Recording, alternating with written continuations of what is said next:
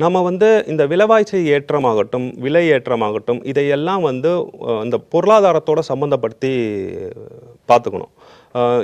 இப்போ வந்து விலைவாசி உயருது அப்படின்னா ஏன் உயருதுன்னா பணவீக்கம் உயருது, அதனால தான் பணவீக்கம் உயருது. அப்போ பணவீக்கம் எப்படி உயரும் அப்படின்னா அந்த பொருளாதாரம் உயர்ந்தால் தான் உயரும்.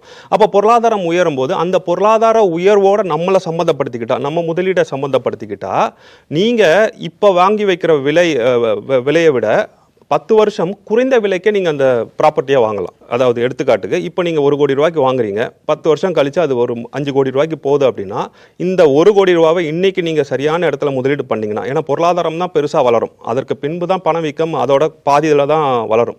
நீங்கள் போட்டு வச்சிங்கன்னா நீங்கள் 10 கோடி ரூபா சம்பாதிச்சிருவீங்க. அப்போ இந்த 5 கோடி எடுத்து ஆமாம், மீதி 5 கோடியை வச்சு வாங்குங்க, மீதி 5 கோடி உங்கள் கையில் பணமாக இருக்கும். ஸோ இதை தான் நாங்கள் கருத்தாக முன் வைக்கிறோம். இது வந்து தியரட்டிக்கல் கான்செப்ட் இப்படி தான் இருக்குது.